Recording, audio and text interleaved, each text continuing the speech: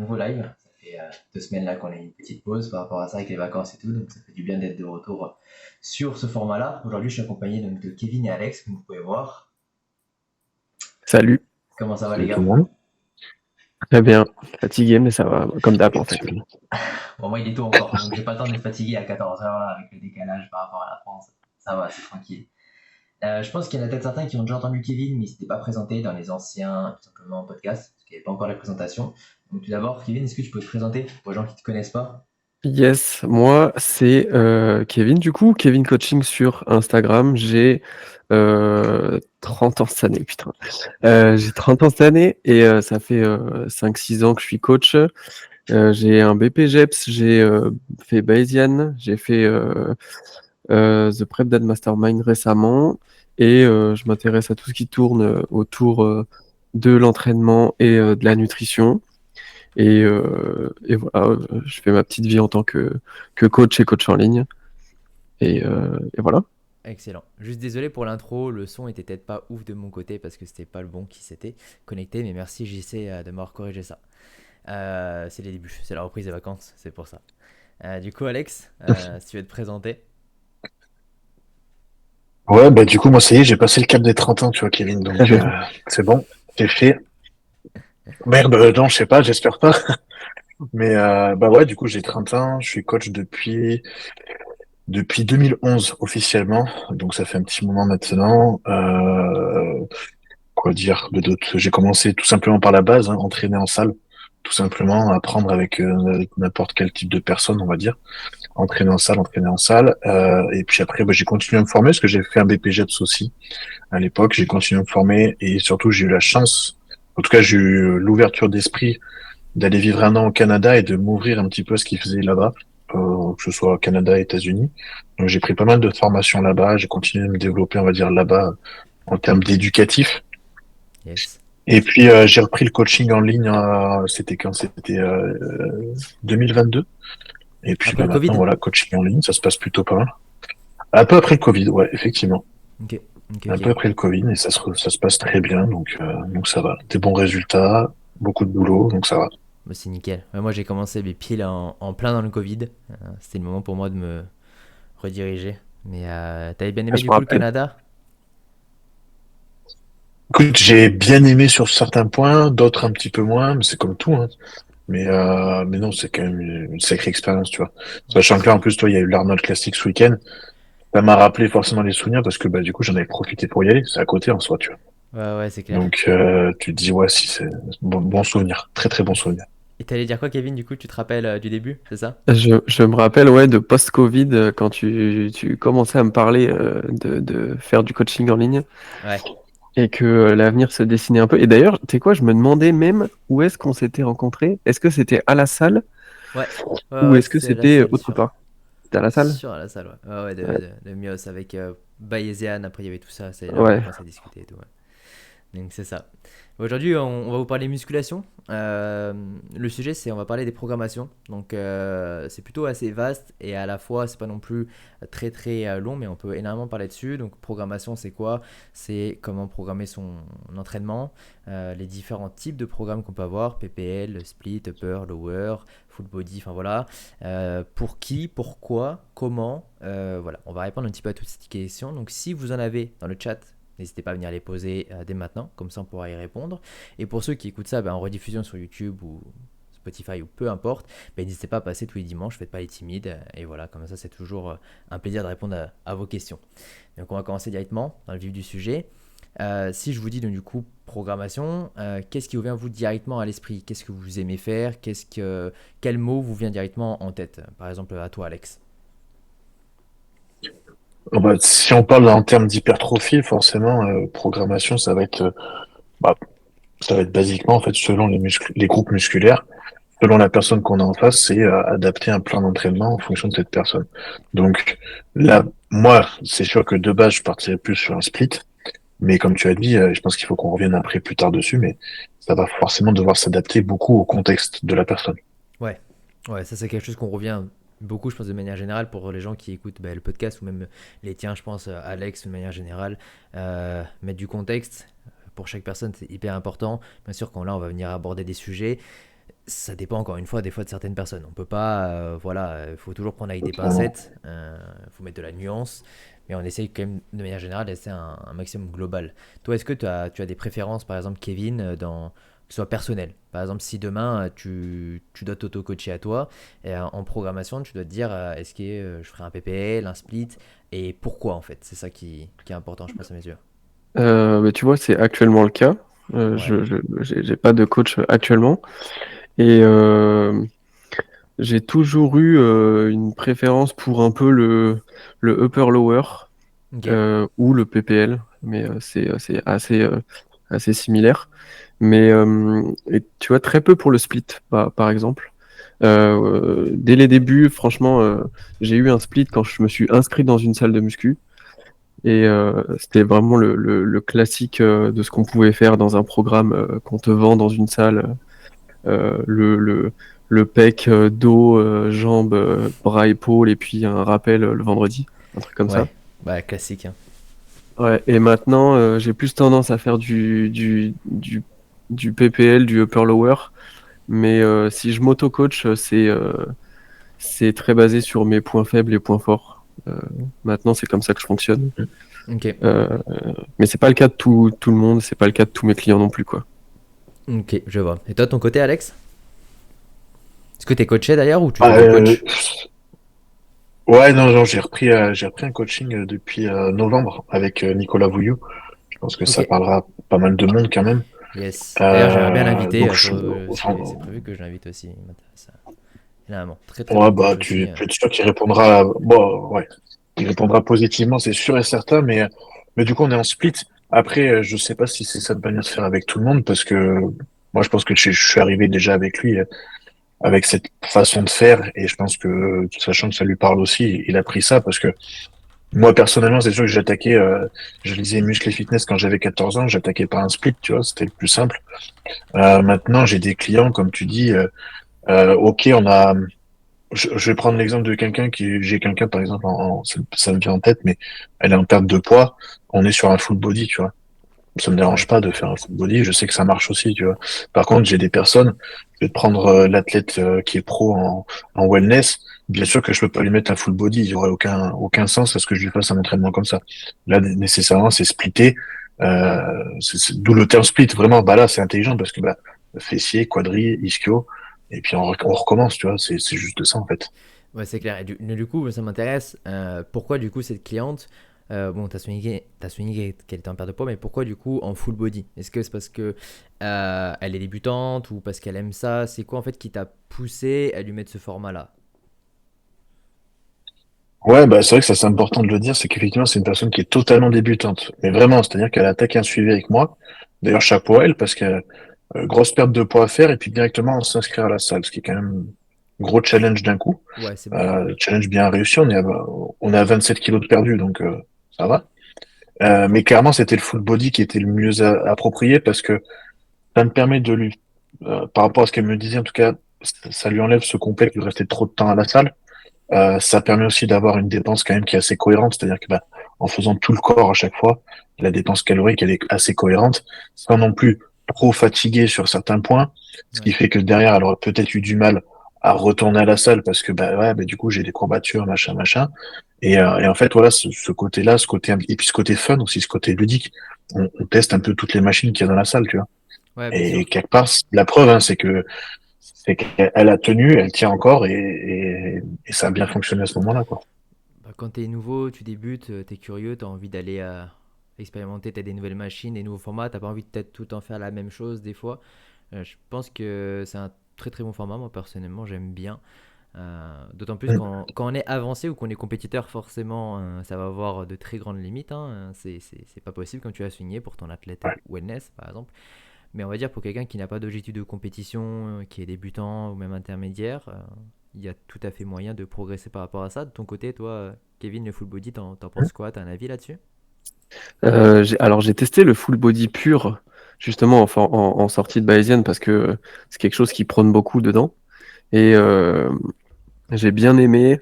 sur un court terme. Mais c'est vrai que ça a ses limites. En fait, déjà, il faut se dire que le format d'entraînement que vous choisissez, il est souvent régi par le nombre de fois, enfin, votre nombre d'entraînements que vous pouvez faire dans la semaine, quoi. Ouais, c'est vrai. Et du coup, moi, je m'entraînais 5 ou 6 fois et je faisais quand même un full body. Donc, en fait, on prend un split et on répartit tous les exercices sur plusieurs jours finalement. Et, euh, et c'est sympa dans le sens où tu fais un peu le haut, un peu le bas, etc. Mais c'est vrai qu'il y a quelques inconvénients tels que l'échauffement. C'est-à-dire que tu es obligé de t'échauffer une fois tu t'échauffes sur la presse, ça te prend du temps. Tu t'échauffes sur un bench, ça te prend du temps. Tu fais les articulations, les machins, les trucs. C'est vrai que l'échauffement, ça prend du temps. Et il y a ce côté aussi où, vu que tu fais peut-être plusieurs groupes musculaires, tu enchaînes peut-être plusieurs gros exos, ça dépend de comment ton full body est modulé. Mais se mettre dans une intensité sur un exo, puis se mettre dans une intensité autre sur un autre juste après, c'est pas donné à tout le monde. Ouais. Voilà. Je pense que ce qui est important, moi, je pars du principe que quand quelqu'un est en full body, c'est pas quelqu'un que je vais aller faire travailler jusqu'à l'échec, tu sais. Parce que Ouais. c'est quelqu'un déjà qui n'a pas cette perception de l'échec de manière générale ou qui ne l'attire pas. Qui préfère avoir un échec plus dans l'intensité, dans le sens où on va enchaîner plus. Donc c'est plus, tu vois, genre cette sensation un peu de brûlure ou autre. Parce qu'il y a des gens qui adorent ça et qui parfois quand on travaille à l'échec, on n'a pas exactement le même feeling. Et je pense que c'est. Moi, ce que je me rends beaucoup quand je fais un programme pour un client, c'est qu'est-ce qui va lui apporter une bonne satisfaction. Comment il va apprécier. Tu vois, quand il va sortir de sa séance avec un énorme smile. Parce que ben, moi, je vois une séance comme un moment de plaisir de manière générale. Il faut que quand t'en sortes, tu aies des bons souvenirs, tu vois, un peu en quelque sorte. Un petit peu comme quand tu vas taper un running, à la fin d'un running. J'en parlais encore il n'y a pas si longtemps que ça avec un élève. T'es hyper joyeux, t'es hyper content, tu vois. Parce que tu as cette poussée d'un coup, un petit peu d'hormones du bonheur qui arrive. Et j'ai envie qu'un entraînement, ça procure un petit peu la même chose, même si des fois c'est un peu moindre de par l'activité. Et je me dis, je veux que la personne elle kiffe. Mais comment faire pour qu'elle kiffe et qu'en même temps, tu vois, ça soit Ce soit optimal pour son optimal. objectif. Parce que si elle fait que juste kiffer, mais que derrière, bah, ça fait pas de sens, que la personne ne peut pas durer plus de 2 3 4 semaines parce que c'est trop demandant, c'est voué à l'échec, tu vois. Et je pense que c'est là où c'est le plus dur en fait de trouver l'entre-deux, en cette fameuse théorie et la pratique que la personne, Ouais. elle, doit appliquer. C'est vraiment ça. Et c'est pour ça que moi, le full body, j'aime beaucoup. Et moi, personnellement, bah, vu que vous avez dit ce que vous faisiez comme entraînement, je suis pas non plus coaché, hein, je le fais moi-même en ce moment. Et ce que je fais, c'est qu'en fait, comme je t'ai dit à toi, Kevin, il y a quelques jours, j'y vais au feeling. C'est la Ouais. première fois que là, je teste quelque chose où en fait, je n'ai pas de structure réelle. Je sais juste que quel muscle je vais faire avec quel muscle et combien de fois je vais faire dans la semaine. Mais l'exercice que je vais faire, je le fais pas à l'avance, je le sais pas à l'avance, je sais les fourchettes de répétition, je sais tout ça, mais je suis en mode, je choisis mes exercices un petit peu au feeling. Alors oui, c'est peut-être pas optimal pour la progression, mais je suis dans une mythique où en fait, je veux m'entraîner et être, on va dire, plus complet, plus polyvalent, dans le sens où si aujourd'hui j'ai envie de me taper du bench à la barre, après du butterfly, après de faire de l'écarté, après de refaire un peu d'incliné, parce qu'aujourd'hui j'ai envie de me démolir les pecs, et que la semaine d'après je fais que 2 exercices de pecs, je dis ouais c'est correct. Tant qu'en fait moi mon objectif maintenant c'est de m'entraîner 4 5 fois par semaine, de mettre une intensité, soit des fois quand j'en ai envie je vais aller chercher des perfs, soit des fois je vais aller chercher plus de répétitions ou des temps de repos plus courts, donc je vais chercher une intensité plus cardiaque si on peut appeler ça comme ça, même si c'est pas non plus vraiment trop cardio, et c'est ça qui me fait adhérer. Et donc du coup c'est là où je me dis mais en fait mes clients eux, ils s'en foutent peut-être d'avoir le PPL parfait, ils s'en foutent de tout ça, tu vois. Ils sont pas compétiteurs et c'est ce que j'essaie un petit peu de faire décrocher les gens. Arrêtez de chercher le split parfait, l'exercice parfait. Il y a des meilleurs choix. Il y en a plein qui sont meilleurs, c'est sûr. Mais est-ce qu'ils sont adaptés à vous, à vos objectifs, tu vois. Et c'est là où c'est important dans la programmation de mettre ce contexte. Comme tu as dit au début, Alex, hein. Ouais, totalement. Mais le côté adhérence est très important. Et puis il faut pas oublier une chose aussi, c'est que tu as dit quelque chose de très juste, Kevin, c'est que le plan va s'adapter à la à la fréquence d'entraînement possible. Ouais, Et n'oubliez pas qu'un PPL, ça reste juste un split en fait. oui. C'est juste un split. En C'est fait, juste un petit nom différent, quoi. ouais, c'est ça. C'est Ouais, globalement, c'est juste ça. Donc, pas tu besoin de l'as dit, s'embêter avec le nom. il y a en fait, il y a rien qui est parfait. Il y a eu et il y a, je pense encore, une guerre split football dit, Surtout split PPL un petit peu. Moi, je fais un PPL, moi, je fais split un split, PPL, alors tu que vois. comme l'a dit Alex, Mais c'est la même chose au c'est pas la final. même. C'est des exercices dans une séance et c'est pareil.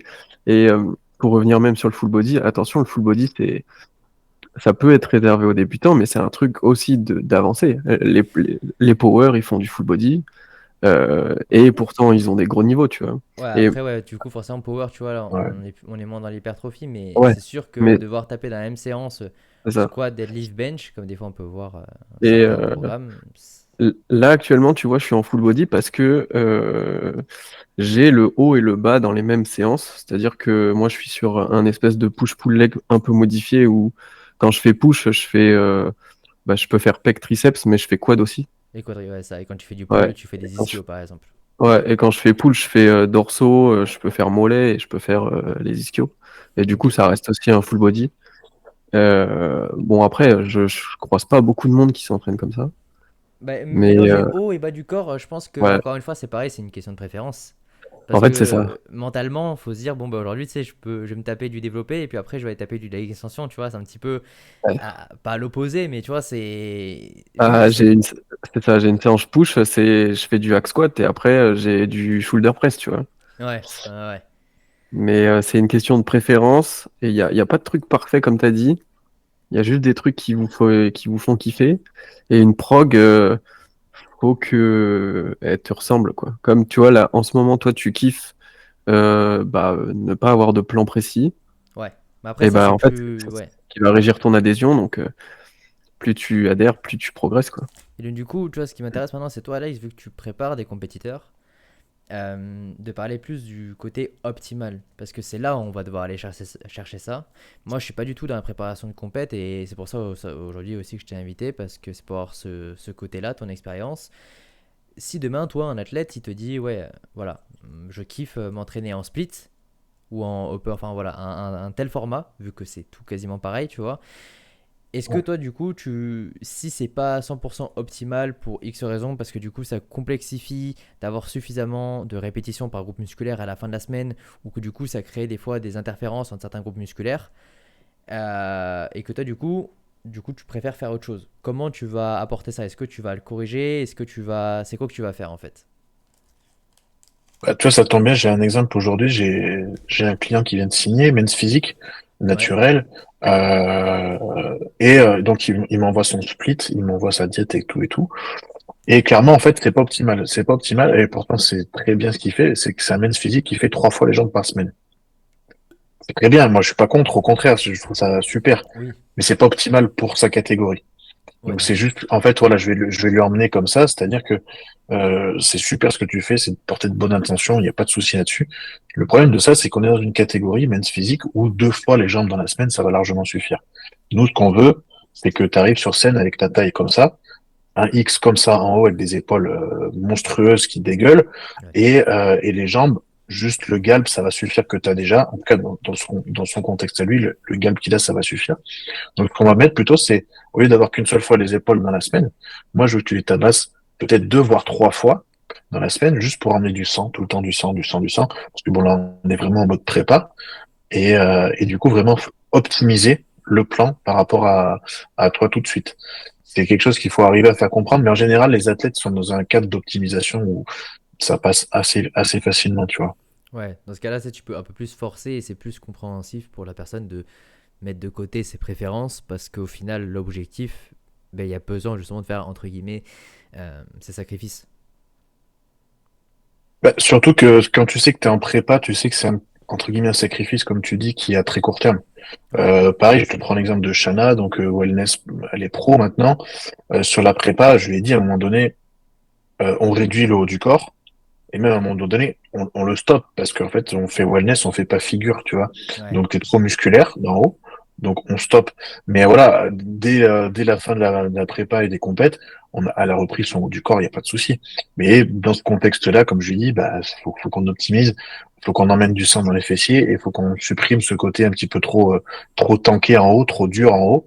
Donc voilà. Et si tu arrives à bien faire comprendre que ça reste à très court terme, que c'est pas quelque chose qui va la suivre à vie, alors, ça va. La personne en général, Je pense que c'est elle fait le important mouvement. Tu de. vois, surtout que là, tu lui promets un petit peu d'être mieux sur scène. Alors promettre, ça veut rien dire, hein, mais Oui. tu lui fais comprendre qu'elle va être mieux sur scène, quoi. Ouais, mais c'est important de faire comprendre pourquoi du coup t'as fait ces choix-là, ces choix-là, et que ça va pas durer non plus tout le temps. De ton côté, toi, Ouais. Kevin, du coup, vu que nous on est moins compétiteurs ou autre, quand un client arrive et te dit bah voilà, moi j'adore m'entraîner en full body, mais que tu sais que tu te rends compte peut-être de par sa récupération, de son emploi du temps, du nombre de temps qu'il peut consacrer par semaine à la salle, que c'est pas vraiment la meilleure des choses pour le faire progresser.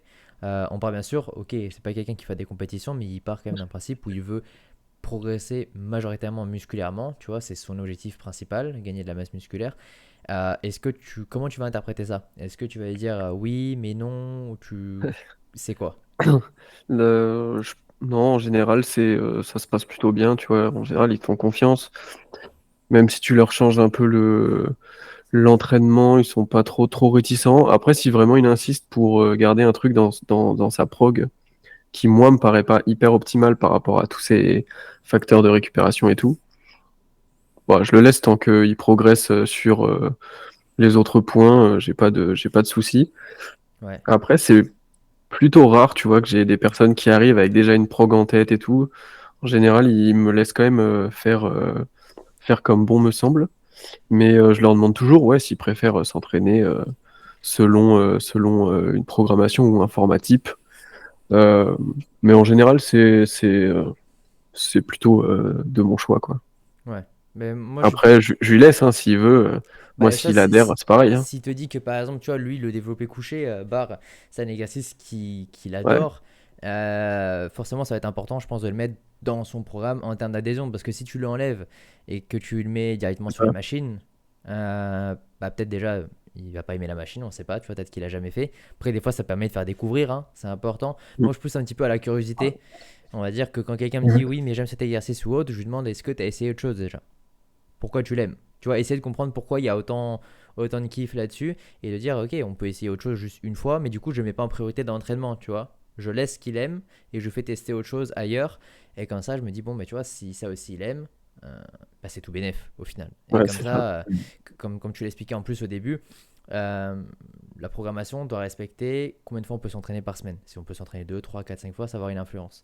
Et je pense qu'il y a aussi autre chose du coup qui va un petit peu au-delà de ça, c'est combien de séries par groupe musculaire on va vouloir et pouvoir faire.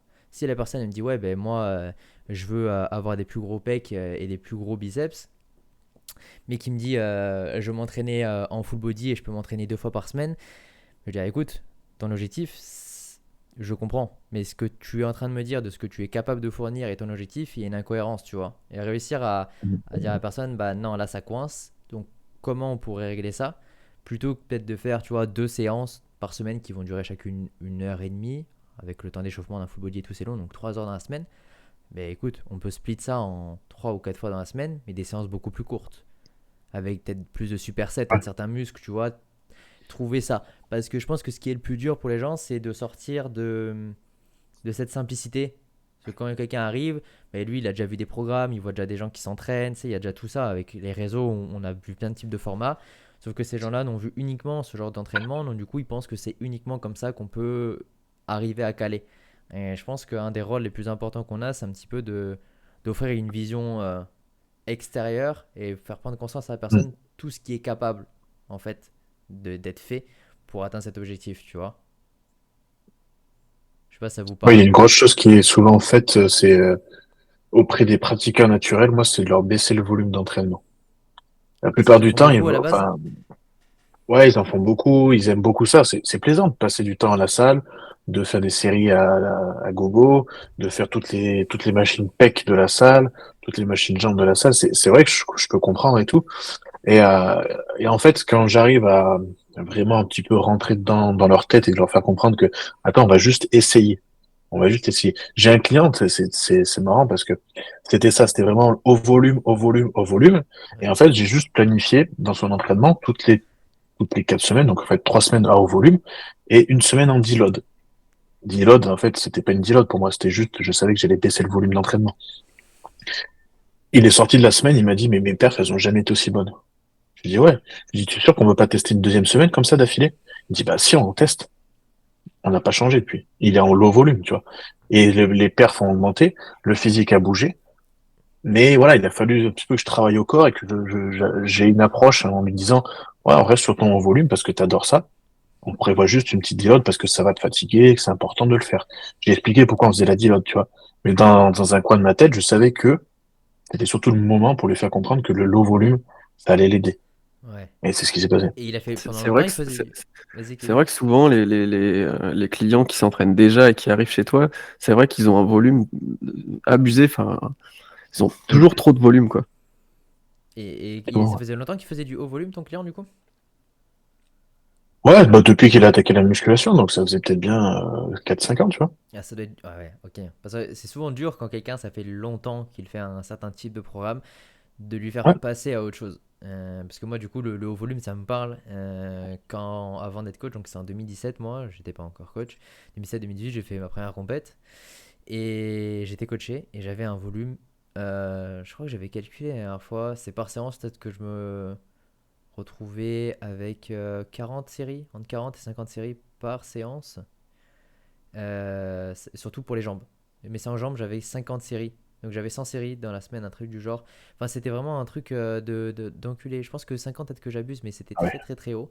Je sais que je passais longtemps à la salle, mais en fait, j'adorais ça. Parce que vu que j'étais débutant, tu sais, j'avais énormément de pump, je me sentais très fatigué, je transpirais beaucoup. Tu sais, tous les soi-disant marqueurs qu'on nous dit, ouais, tu sais, genre quand tu vois des athlètes qui transpirent de ouf, qui se donnent à fond et tout, qui sont épuisés, tu dis, tu veux finir pareil. Tandis que quand tu es en low volume, tu peux finir mal, mais tu peux pas finir mal de la même manière. Et donc, du coup, des fois, pour certaines personnes, surtout pour certaines personnes, c'est compliqué de finir mal avec un low volume s'ils ont du mal à mettre suffisamment d'intensité. Et donc, du coup, ben, ça Oui. fait penser que c'est pas si fou que ça. Et du coup, moi, quand je finissais ma séance, que j'avais fait 2 heures de muscu, j'avais tapé à la fin 30-40 minutes de cardio à 10-12 km/h. J'étais trempé, épuisé, mais je me sentais pumpé, tu vois, de fou. J'étais, waouh, c'est trop trop bien. Mm. Mais en fait, non, c'était pas bien et surtout, c'est pas tenable. Et tu Ouais. voulais répondre à un truc, je pense, Alex, par rapport à quand j'ai parlé de le volume et intensité. En fait, je pense qu'on a une mauvaise définition de l'intensité dans la musculation. C'est quoi la tienne?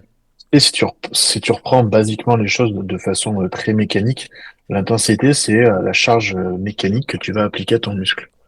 Ouais. C'est pas le fait de transpirer. C'est pas le fait d'aller faire 3 heures à la salle. C'est d'aller loin dans l'effort, mais d'aller loin dans l'effort dans le sens où justement, tu es capable d'aller le plus loin possible avec le maximum de charge possible vers l'échec. C'est ça l'intensité. Et le problème, c'est que, mais moi-même, hein, je veux dire, l'intensité de base, je le voyais comme, effectivement, je dois sortir de la salle, trempé, défoncé, le t-shirt, faut le serrer et que ça dégouline. Presque Mais envie en de fait, c'est vomir. pas ça. Voilà.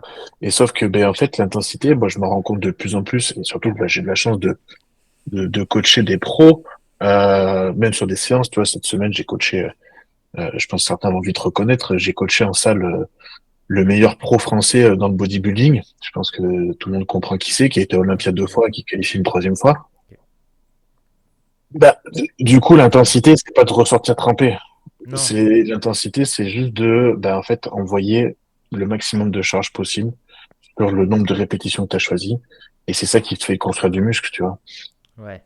Donc, c'est ça qui est compliqué à savoir. Et puis, avec le temps, hein, c'est me dire, mais en fait, l'intensité, je la développe quand, cette notion de quand tu as ton système nerveux qui est vraiment en PLS à la salle, que tu descends de ton hack squat par exemple, que tu as les jambes qui tremblent, que ta tête elle est de l'autre côté de la salle, ton cœur il est de l'autre côté, là tu dis ouais c'est ça l'intensité. Mais pour y arriver, tu peux pas y arriver quand tu es débutant en vrai. En Non. vrai, quand tu es débutant, tu es obligé de passer par cette phase de faut que je transpire en soi pour ressentir mon intensité à la salle. Ouais, c'est comme un palier en fait. Moi, je pense Ouais, qu'honnêtement, j'ai découvert l'intensité, j'ai mis énormément de temps et je pense qu'on est tous différents. Peut-être qu'il y en a qui vont l'avoir très rapidement, comme ça. C'est peut-être plus instinctif, c'est peut-être plus voilà, dans la nature. Je sais que moi, au début, l'intensité, l'a découvert par exemple, par la musculation, comme tu as dit, donc du coup, vraiment d'être proche de l'échec ou autre. Ça va faire 1 an et demi, tu vois, que j'ai vraiment découvert jusqu'à où je peux aller. Tu tu vois, sur certains efforts et tout.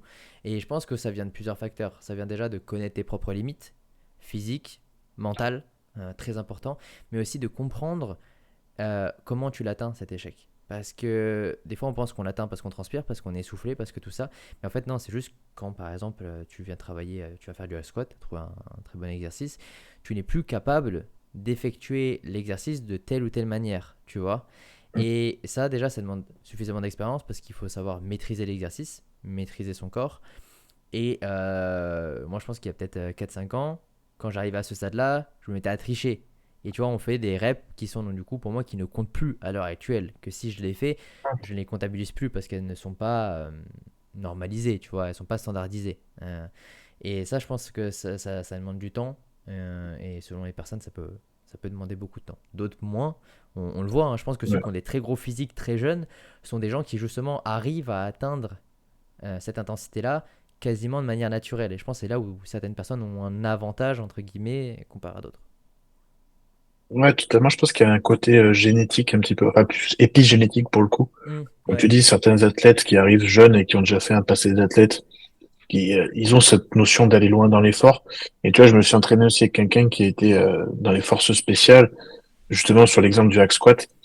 Euh, le, le système nerveux, du coup, il est capable de l'emmener, mais je pense que voilà, c'est parce que dans la tête, aller aussi, enfin, il n'y a pas de peur. En fait, il n'a pas de peur. ouais, Donc, clairement, aller aussi loin pour lui, c'est pas une peur qu'on a. Sauf que la plupart des gens, on va pas se mentir, peut-être même nous les premiers, quand on s'est mis la première fois sur la presse ou sur un squat, à un moment donné, on a eu peur et on s'est dit, bah, je m'arrête, tu vois, je m'arrête, il me reste peut-être 2, 3, 5 reps, mais je m'arrête parce que bah, ça fait peur, tu vois, de se casser. Moi, je me suis déjà cassé la gueule avec une barre de squat, c'est pas très rigolo, tu vois. ah ouais, non. Donc c'est normal que quand tu sais pas, quand tu as un petit peu des barrières limitantes, c'est normal que tu t'arrêtes avant. Et je pense que certains, effectivement, sont plus doués là-dessus.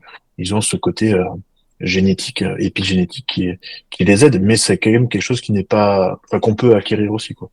Et toi, Kevin, est-ce que tu as déjà ressenti justement cette différence dans certains de tes clients, tu sais, qui comprenaient plus rapidement ce système d'intensité, qui arrivent plus facilement à l'appliquer, et d'autres, contrairement, qui n'arrivent peut-être pas à l'appliquer? Ouais, ouais, t'en as toujours qui sont un peu plus vifs, ou mais en fait ça dépend souvent de leurs antécédents. Ouais, Tu vois, bah, typiquement si t'as un client qui fait partie des forces spéciales, bon bah voilà, tu sais que le gars a été déjà malmené plus d'une fois. Donc, lui, il va avoir une notion de l'intensité qui est totalement différente d'un autre client qui est peut-être dans les bureaux, quoi. ouais, Mais ton intensité, je pense qu'elle varie avec l'expérience. C'est marrant parce que j'ai regardé des vidéos de moi il n'y a pas longtemps, d'il y a 2-3 ans, je crois, quand j'étais coaché par Anton, par Café Fitness. ouais. Et, euh, et putain, l'intensité était catastrophique. Et pourtant, à l'époque, à ce moment-là, quand je lui ai envoyé les vidéos d'entraînement, il y a certaines, enfin, il me disait, c'est OK, les RIR sont respectés, donc ça veut dire que moi, j'étais à chier sur l'intensité, mais même lui était à chier sur l'intensité. Et donc, ça veut dire, ouais, Le tacle non, glissé pour Anton. mais non, mais Je vais je, clipper je, ça, je vais lui envoyer. mais je sais qu'il me comprend parce que maintenant, on en a parlé il y a pas longtemps, et l'intensité, elle évolue avec le temps, et maintenant, même lui, quand il regarde ses anciennes vidéos, il se dit, putain, mais j'étais loin de l'échec. Mais ça, c'est l'expérience, très clairement, tu vois. Ouais, Moi, je c'est, pense que j'aurais coaché il y a 5 ans, ça aurait été pareil, même à mes débuts ouais, en coaching, j'étais très mauvais pour estimer l'échec. ouais, c'est Et ça. je pense que c'est des choses que tu es obligé d'apprendre, pas que de manière personnelle. Parce qu'encore, ça remettre l'intensité nous-mêmes, c'est une chose. Mais savoir Ouais, la percevoir à travers une vidéo, à travers des chiffres, à travers un ressenti d'un élève, d'un client, c'est autre chose. Et ça, ben, Ouais. ça fait partie des choses que tu peux avoir uniquement avec la pratique, quoi. Ouais, il faut c'est de la ça. pratique. Faut passer c'est pour ça que je dis, enfin, certains le voient mal, mais quand je dis faut passer du temps sur un plateau à coacher, c'est parce que c'est nécessaire, en fait. Et même moi, même si je coach que en ligne, je suis très content d'avoir des petites sessions où j'ai des clients qui viennent me voir parce Mm. que du coup, je les entraîne sur une séance et moi, j'arrive à comprendre ce que eux ont comme notion d'intensité et eux arrivent à comprendre ce que moi j'attends d'eux aussi, tu vois. Ça, c'est vachement important. Mais coaching présentiel, c'est. moi personnellement, je trouve que forcément, si tous mes clients, je pourrais les avoir en présentiel, tu vois, ou autre, on sait que on pourrait faire transmettre encore plus de choses. Ouais. Même si maintenant, franchement, avec tous les outils et tout qu'on a, je pense qu'on arrive à transmettre énormément déjà, ce qui est très bien. Mais le présentiel, des fois, j'en ai fait pendant 4 mois, là, dernièrement, à Montréal. Et c'est vraiment des gens très débutants. Et ça m'a encore plus mis face au mur par rapport à l'intensité que les gens pouvaient mettre. Et vraiment à quel point des fois certaines personnes sont extrêmement sédentaires. Et que des fois des gens qui sont très débutants, très sédentaires, qui n'ont jamais fait de musculation ou très peu, si tu leur fais juste 3 exercices par séance, ça peut leur suffire. Et ça, j'étais en mode, vraiment, tu vois, c'est là où tu peux voir qu'il y a un gap. Et je pense que sur les réseaux, on est extrêmement biaisé par rapport à ça. Parce qu'on voit uniquement en priorité des gens qui mettent énormément d'intensité, qui font beaucoup de choses optimaux, qui ont un grand volume, enfin un volume correct, 16 exercices par exemple par séance ou autre, tu vois. Mais si une personne totalement débutante tombe sur ça, bah ça va peut-être pas du tout lui convenir non plus, tu vois, même si ça reste basique, tu vois. Et je pense que c'est un petit peu aussi le problème des réseaux, hein, que les gens, du coup, ben, forcément, au-delà de, on voit que des beaux physiques, on voit que des choses comme ça.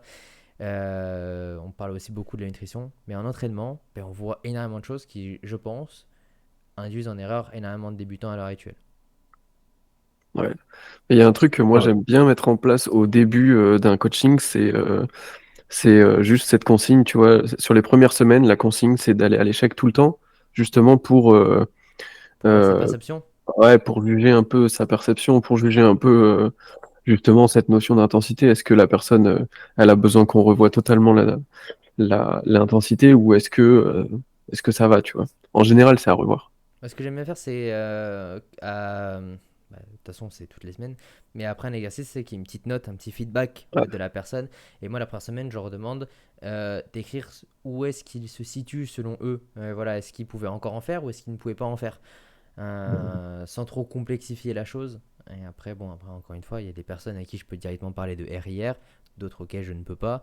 Et c'est pas, encore une fois, c'est pas problématique. Pour les gens qui écoutent ça, si vous comprenez pas certains termes, RIR, échec, nanana ou autre, dites-vous que c'est pas forcément à vous non plus de les comprendre, c'est peut-être à vous de nous poser des questions, à nous de vous les expliquer, et ensuite à adapter. Mais je pense qu'avant de penser à... Parce que là, on est plus dans la partie qu'est-ce qu'il ne faut pas faire, selon moi, quand on débute en programmation. Il ne faut pas chercher à faire comme les autres. Allez directement vers ce non, qui je vous retrouve pas. attire un petit peu. Qu'est-ce qui vous attire quand vous êtes dans une salle? Parce que c'est un petit peu ce qui va vous donner votre adhérence. Qu'est-ce que vous avez envie de faire? Qu'est-ce que vous aimez faire? Il faut être curieux. Il faut venir essayer des machines. Et après, à partir de là, une fois que vous avez une structure, vous savez ce que vous aimez, vous savez ce que vous voulez. Là, vous pouvez vous pencher un petit peu plus sur une structure de ok, je vais m'entraîner peut-être tant de temps par semaine, donc je vais aller tant de fois à la salle et je vais te faire tant de fois ce muscle-là. Et là, après, petit à petit, vous allez avoir cette structure. Oui, ça prend du temps, mais il vaut largement mieux faire ça.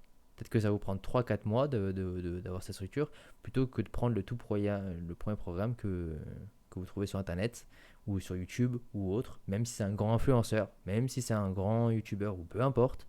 Encore une fois, il vaut mieux se faire sa propre expérience et après, par la suite, pourquoi pas, si vous pouvez, ben, contacter forcément des professionnels en fait, des coachs. Est-ce que vous avez d'autres red flags selon vous, vous qu'il ne faut pas faire quand on débute, surtout lié à la programmation par exemple? Ouais, moi je pense qu'il faut pas mettre un format d'entraînement dans une case et, euh, et juste l'enfermer dedans et faire admettons tu fais un upper lower. C'est pas parce que tu fais un upper lower que tu peux pas mettre des élévations latérales dans ta séance lower, tu vois. Euh, et je pense il faut arrêter de chercher le truc parfait et de vraiment se dire, ok, je fais une séance push. Ok, est-ce que je me prends la tête? Est-ce que les élévations latérales c'est push? Est-ce que je les mets avec le pull? Est-ce que, genre, juste fais-les et répartis juste bien le volume et ça sera pas mal, tu vois. Ouais, du coup, tu es plus dans partir dans une optique que la personne elle doit se poser la question je veux Je travailler pense- mes épaules, mes pecs, mon dos.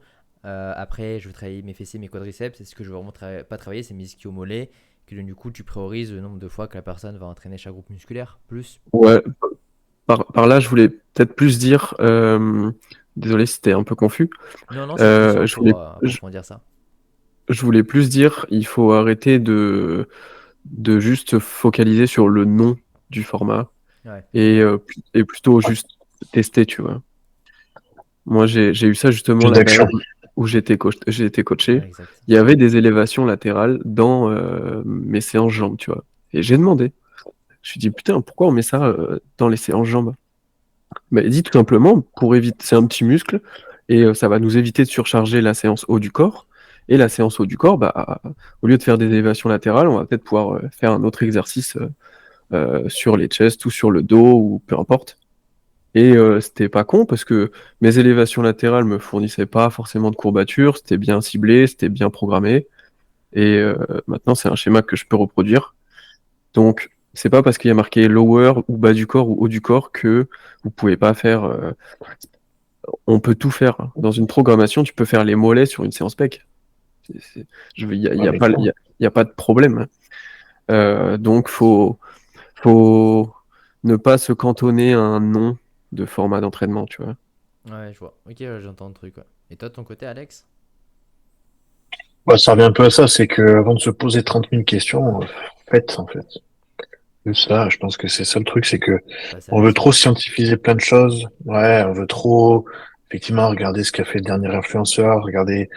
Non, en fait, vous préoccupez pas, faites les choses. Je sais pas, vous arrivez sur la fin de semaine, vous avez raté votre séance épaule, justement, et c'est votre séance ischio.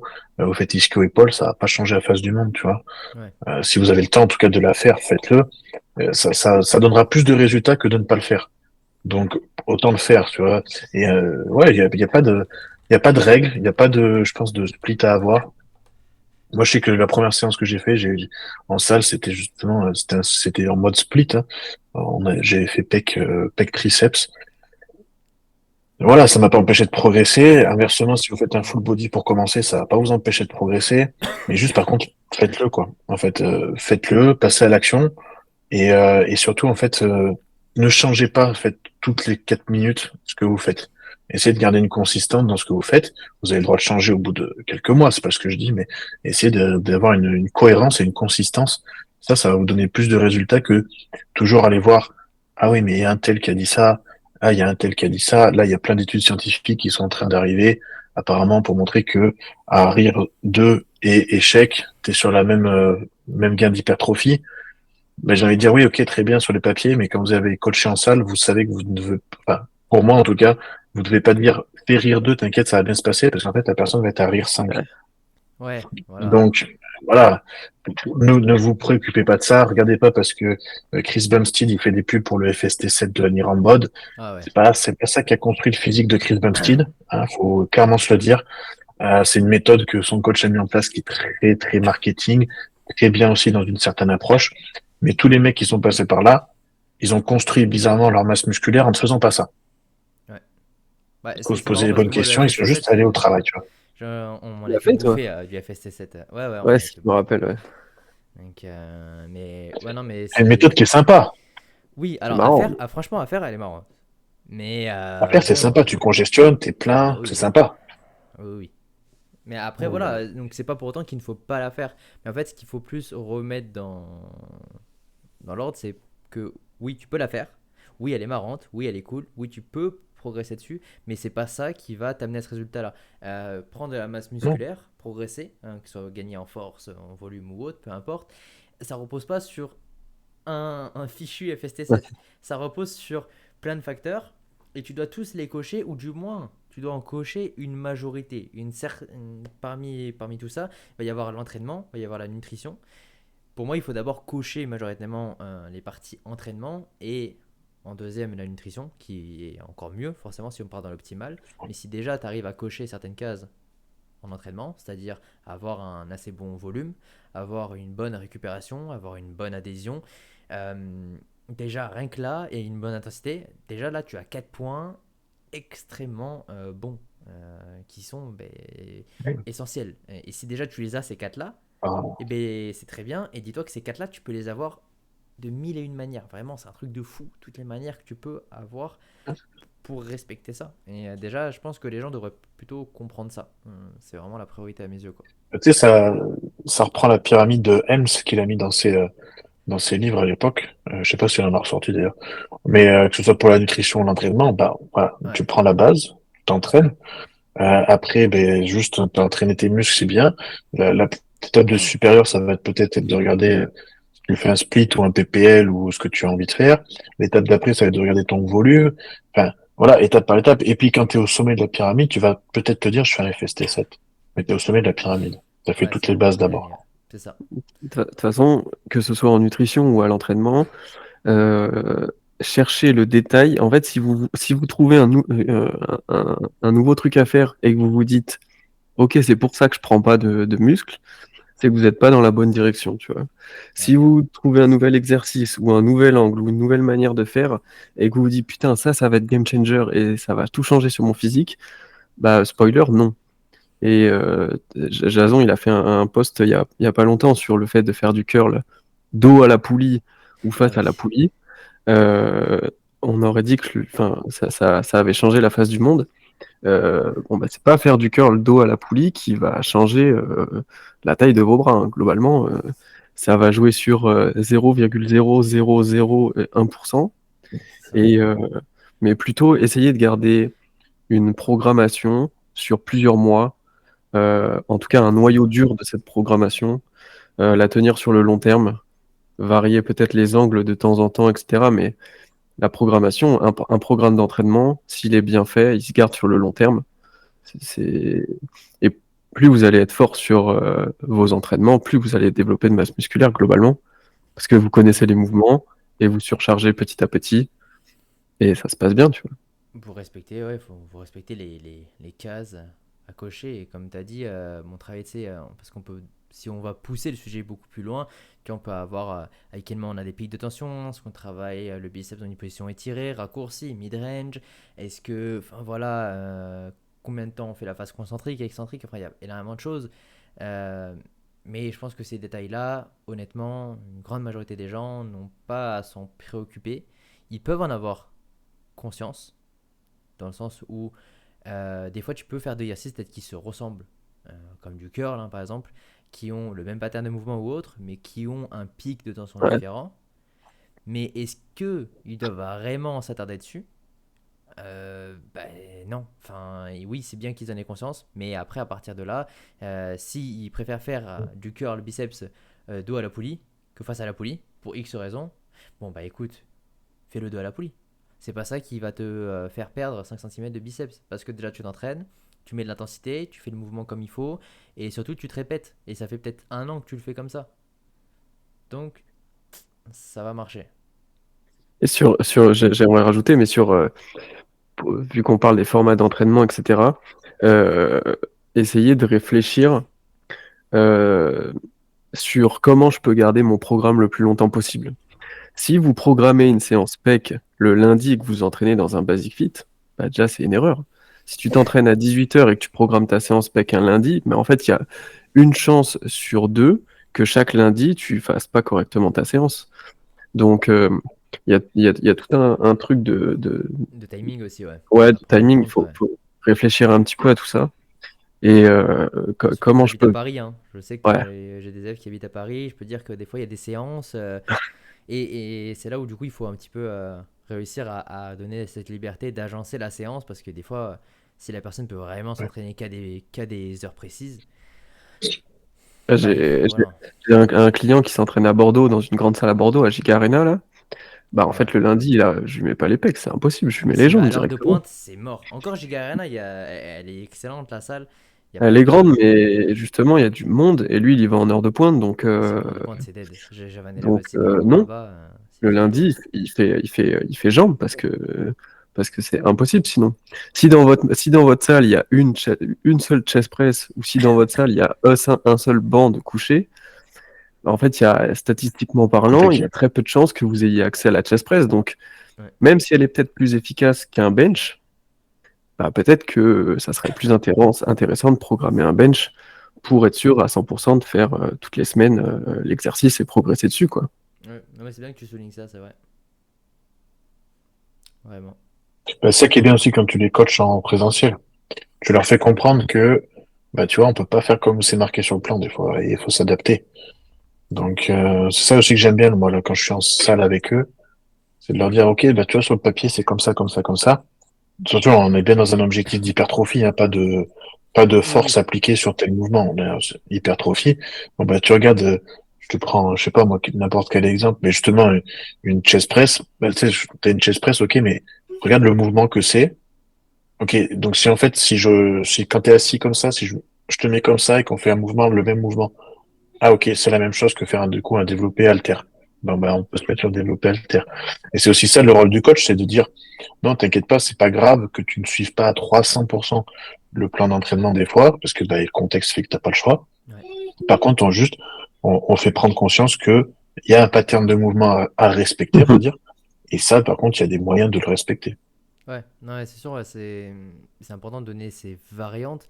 Et comme ça aussi, la personne, elle comprend mieux mais pourquoi elle peut changer d'exercice. Comme ça, après, à la fin du coaching ou autre, si un jour elle veut faire du développé, mais qu'elle se rend compte qu'elle ne peut pas, elle va savoir vers quoi s'orienter. Et ça, c'est hyper important, tu vois, pour avoir une certaine liberté. Et après, tu vois, moi j'aime bien dire à une personne, si elle me dit oui, moi j'aime bien développer coucher halter, mais qu'à la base j'avais mis la machine, je lui dis ok, voici les différences que tu as entre les deux. Qu'est-ce qu'il y a pour, qu'est-ce qu'il y a contre, tu vois. Après, je sais que quand je me lance à parler de sujets comme ça avec des clients, tu vois, ça peut aller vraiment très loin des fois. Mais parce que je pense que c'est une des clés en fait, hein, la compréhension de pourquoi on fait ça, comment ça fonctionne et tout, bah, ça répond à énormément de questions que les gens se posent sur les réseaux, hein, et si tu as ces Ouais, connaissances-là, il n'y aurait pas autant d'influenceurs qui gagnent aussi bien leur vie, je pense. ouais, c'est vrai. Donc, Ouais, c'est ça le truc. Mais c'est notre rôle, hein, nos clients ne nous appartiennent pas. ouais, On doit aussi, enfin, c'est l'objectif, comme un peu quand tu vas à l'école, au bout d'un moment, c'est de plus aller à l'école. Bah, c'est un peu ça aussi, quoi. c'est ça. C'est Bon, que, on doit leur donner les clés aussi. même si nous on n'est plus à l'école, Et mais qu'on c'est, continue de toujours être un peu à l'école, mais Nous, on aime bien ouais, y retourner, nous, hein. on fait un peu trop, des fois, je crois. Mais bon, après, faut pas tomber dans le trop parce que, des ouais, fois, moi, je reprends l'exemple du boulanger, tu vois. C'est-à-dire que tu vas chez le boulanger, tu lui achètes sa baguette, tu lui demandes pas la recette. ouais. Tu vois, bon, ça, sur l'entraînement, c'est une chose, sur la nutrition encore plus. C'est-à-dire que on peut pas donner tout non plus ce qu'on sait. D'une, parce qu'il faudra un temps de fou, pour qu'on dise Bah, tout à nos clients. Et puis bon, ça fait un peu partie du mystère aussi, quoi. On peut pas bah, tout je pense dévoiler, que quoi. on peut expliquer les théories, mais en fait, ça leur servira pour moi toujours uniquement qu'à eux-mêmes. Moi, je pars du principe que si j'explique des choses à mes clients ou autres, je suis en mode, ce que je viens de te dire, ça s'applique à toi à ce moment-là. Bien sûr, Tu peux pas bien dire sûr. Mais ça à ton voisin, à on ta s'est tous cousine, retrouvés, ouais, tu vois. tous retrouvés avec des clients qui sont partis pour se lancer dans le coaching et qui refont la même chose que nous, tu vois. Ouais, ouais, ouais, ouais. Non, non, Donc, j'ai déjà eu, ouais, moi, j'avais un client, c'était vraiment au tout début. Et vraiment, tu vois, je sais que ben, il y avait ça derrière, mais tu vois, je leur dis, tu peux pas en fait. Tu peux pas. Parce que nous, quand je transmets quelque chose à un élève, c'est pour lui, mais surtout, il n'a pas l'expérience. Il n'a pas eu tous les clients que j'ai eu avant. Peut-être des fois, certains où il y a eu des erreurs, des fois où il y a eu un apprentissage de certaines choses, de tout ça, et ça, tu peux pas l'avoir. Donc, moi, je reste toujours très pointilleux sur ça, même si je donne des conseils, même si demain, tu vois, je fais une formation ou peu importe sur tout ça, ça reste uniquement à usage personnel et ça ne remplace en aucun bien sûr. cas un avis professionnel, quoi, encore moins. C'est important de nuancer ça, quoi. Parce que, ouais, le coaching est personnalisé, donc, tout est dit. Si vous avez des questions, le chat, bah c'est maintenant. On a vu quand même pas mal de monde qui sont là depuis le début, donc merci à tous pour votre écoute. Je me répète, mais ceux qui écoutent ça en rediffusion, c'est tous les dimanches hein, sur Twitch. Vous pourrez nous poser directement vos questions. Bah, pour ceux qui écoutent ça en rediffusion, si t'es pas encore abonné à la chaîne YouTube ou Spotify, t'hésites pas hein, et tu lâches un petit commentaire, ça nous fera plaisir. À tous les trois, on pourra y répondre du coup à la rediff. Est-ce qu'il y a un sujet, vous les gars, peut-être que on n'a pas évoqué que vous voulez pour clôturer ça? Je pense qu'on a fait un gros tour quand même. Il n'y a pas de questions qui pop pour le moment. Donc, Bah, après, ça va parler des choix des exercices, peut-être dans le format d'entraînement, mais Ouais, globalement, là après c'est encore un sujet c'est autre chose. Ouais. Choisissez des exercices qui vous font plaisir, choisissez des exercices qui sont qui sont quand facilement même disponibles à efficaces la salle et qui sont aussi. facilement disponibles, facilement surchargeables, important, et déjà, ça sera un Un bon très point, bon quoi. point, ouais. Ouais, c'est clair. Toi, de ton côté, Alex, un détail peut-être qu'on n'a pas évoqué par Ouais, rapport à la programmation. non, juste un petit point que qu'on a discuté rapidement, c'est les powers, tu vois. Les powers qui font effectivement les trois mouvements sur une même séance. Bah, je suis désolé, mais moi j'ai appris justement le powerlifting avec des gens qui s'étaient formés en URSS à l'époque, donc c'est pour dire. Euh, Quand même. et en fait, bah, bizarrement, ils s'entraînaient pas comme ça. Ils s'entraînaient pas comme ça, les gars. Ils s'entraînaient vraiment. C'était premier jour bench, deuxième jour repos, troisième jour squat ou deadlift, quatrième jour repos, cinquième jour squat ou deadlift. Et je pense bizarrement que ces personnes-là avaient des meilleures perfs que la plupart des gens que je vois en salle qui font ça. Et je pense qu'il y a quand même quelque chose qui est assez important à regarder, à noter. Et je pense que la plupart auraient à gagner en splittant un petit peu plus leurs entraînements quand ils font du power. Je suis pas un expert là-dedans, mais par observation, j'estime qu'il y a moyen de faire mieux. Ok. Ok. Ouais, le power, c'est vraiment moi un sujet Ouais. qui a ailleurs. Je regarde beaucoup, on va dire, de l'extérieur. On va dire, bon, mais la scène française, on va dire tout ça, tu vois, un petit peu. Je regarde ce qui se fait majoritairement, que ce soit masculin, féminin. Mais c'est sûr que par rapport à ça, moi, ça m'attire pas plus que ça, tu sais, en termes de coaching dessus. Mais c'est sûr qu'il doit y avoir des différences, un petit peu, de toute façon, comme en hypertrophie, quand on va faire des compétitions, entre la cadence, le rythme qu'on met, la fréquence surtout. Donc, c'est à voir. Moi, personnellement, je pense que la majorité des gens que j'ai connus, hein, ils faisaient énormément ce que toi tu as dit, Alex, beaucoup, mais peut-être pas avec un jour de repos entre. C'est plus, on va dire, Ouais. développé couché, squat le lendemain, repos, deadlift, après développé couché, Oui, tu vois, un après truc tu comme adaptes ça, comme c'est des tu veux, trucs après comme tout ça, ça. tu vois. Mhm. Mais ouais, Mhm. moi j'ai dit les 3 jours dans la même séance parce que je pense que c'est Panache qui fait ça. Des fois on peut le voir, mais après encore une fois, je pense que quand il fait ça, Ouais. c'est vraiment dans un cas Souvent, ils ont les spécifique deux. peut-être, Ouais, une souvent, semaine avant ou 2 semaines ils avant ont les beaucoup, compètes. ils ont beaucoup deux exos dans la même Oui, séance, enfin, deux patterns, tu vois. Et ils chevauchent, tu vois. ça souvent avant les compètes, c'est normal qu'ils le fassent parce qu'ils se mettent en mode justement prépa de compète. Ouais, Et dans la compète, ils doivent enchaîner les trois mouvements.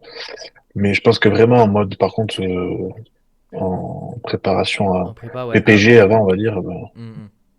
y a Ouais, pas là c'est vrai, d'intérêt je à pense faire, tu vois. que ça dépend à quelle période t'es, un petit peu comme en bodybuilding, hein. 1 ou 2 semaines avant ta compète, il peut y D'accord? avoir, ou il va y avoir des changements très importants qu'il faut faire pour préparer. Peut-être que ça puisse se jouer sur la nutrition aussi, là, de ce côté-là, dans le body, sur les dernières semaines, des changements. Le volume Mais, d'entraînement aussi, hein. mais ouais, bah forcément, je pense qu'à la fin d'une prépa, c'est pas du tout le même que par exemple en plein milieu d'une prise de masse, quoi. Bien sûr. Et puis il y a plus de rest-pause, il y a plus de tout ça, hein, c'est fini, là. Ouais, ouais. Donc, Et, ouais, c'est adapté. Mais c'est vrai que c'est intéressant, ouais, de souligner ça pour les power. En tout cas, merci Et beaucoup. Vas-y. attends, il y a un truc qu'on n'a pas soulevé et que je trouve qui est intéressant parce que moi, je m'entraîne comme ça actuellement, mais est-ce qu'une programmation doit tenir sur 7 jours? Ah, là, c'est vrai Alors, qu'on n'a pas évoqué, mais toi, tu es dans le sens où ça tient pas sur 7 jours, ton non, programme. moi, je C'est m'entraîne, considéré fini un peu. ouais, moi, je m'entraîne genre 2 ou 3 jours on et puis 1 ou 2 jours off. En fait, ça dépend de mon emploi du temps. En fait, depuis que je suis jeune papa, ça a un peu bouleversé mon Ah emploi oui. du temps. Et du coup, le format sur 7 jours avec 4 jours on ou 3 jours off, enfin des trucs comme ça, là, Des ça jours me précis où tu correspondait. t'entraînes et tout, par Ouais, exemple. des jours précis dédiés à un entraînement, ça m'allait plus du tout. Hmm. Et c'est vrai que maintenant, le 2 jours ou 3 jours on, 1 jour off, euh, est un peu mieux. Donc, des fois, si vous avez des galères d'emploi du temps ou si vous... Par contre, ça nécessite de pouvoir s'entraîner tous les jours.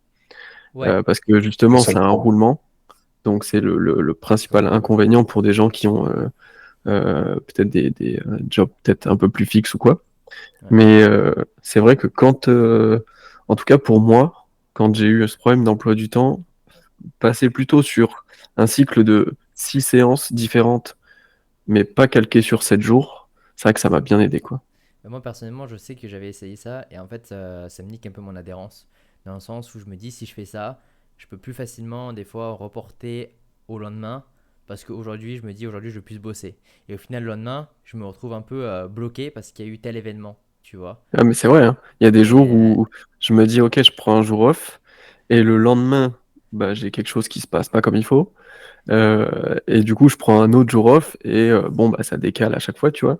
Et ouais. potentiellement, tu perds du volume sur l'année, mais je pense que psychologiquement, je trouve que c'est moins pesant, tu vois. Après, ça peut dépendre, comme tu as dit, hein, Ouais. du contexte ou autre. Comme toi, maintenant, tu es jeune papa, tout ça, ça peut aider, tu vois. Enfin, C'était moins pesant que de me dire, merde, j'ai 4 séances à faire dans ma semaine, il me reste que 3 jours, j'ai fait que 2 séances, je vais devoir tartiner sur le week-end. Là, en vrai, ça va, c'est plus chill, tu vois. ouais, je vois. Toi, Alex, t'as déjà essayé ça ou... Ouais, moi j'ai déjà fait à titre personnel, je le fais à certains clients. Il y a des clients, même je vais dire, ils ont de. Enfin, je m'adapte vraiment, c'est ça le truc. J'ai des clients, c'est la split sur 14 jours. Parce que justement, il y a des jours spécifiques toutes les 2 semaines où ils peuvent pas s'entraîner, du coup c'est fait comme ça. Et le maximum que j'ai fait, je pense que c'était sur 21 jours. Ouais. Ouais, j'avais déjà entendu sur 21. Ok, ok. Mhm. Ah ouais. Ah bah, tu vois, c'est vraiment plus contexte. Après, moi, je suis pas trop dans... Totalement. Je suis pas trop dans tous les lundis, tu fais forcément ce groupe musculaire ou autre. Tant que pour moi, il y a eu suffisamment de récupération entre les groupes musculaires et que dans le mois, on va dire, si tu vises 4 séances par semaine, qu'on est sur. Voilà, donc, du coup, forcément qu'on est sur 28 jours là, et qu'à la fin, du coup, des 28-30 jours, on a au total, donc, du coup, nos 14 ou 16 ou 18 séances, que derrière, tu as bien progressé dessus, que peut-être que tu as fait PEC lundi et tu as refait PEC vendredi, mais que la semaine d'après, donc, du coup, la prochaine séance PEC, c'était un peu plus tard, tu vois, etc. Qu'à la fin de la semaine, on est bien et qu'on n'a pas abusé sur le temps de repos qui était trop court, bon, c'est voilà, c'est tout à fait correct. Après, là, je Et parle pour personnes qui sont pas en compétition, bien sûr, ouais, hein. encore une Voilà. fois, hors contexte spécifique de compète ou quoi, il faut toujours se dire que rien n'est fixe et que vous pouvez moduler Ouais, faut pas rester bloqué. de mille et une façons, quoi. Ouais, ça c'est sûr. C'est important de se dire que on n'est pas forcément obligé de faire ceci ou cela parce que il y a ça qui est écrit ou autre. C'est Il n'y a vraiment pas ça. un seul chemin. Ouais, Ouais, tout à fait d'accord. Mais du coup, exactement. merci toi, Kevin, d'avoir ajouté ça et merci du coup, Alex, d'avoir ajouté un petit sujet sur les power.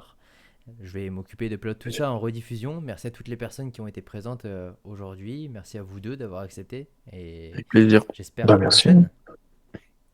Yes. Avec grand plaisir. Merci à toi pour l'invite. Merci beaucoup et bye au chat. Et pour ceux qui sont arrivés en cours, n'hésitez pas, la rediffusion va être disponible dès demain sur YouTube et Spotify.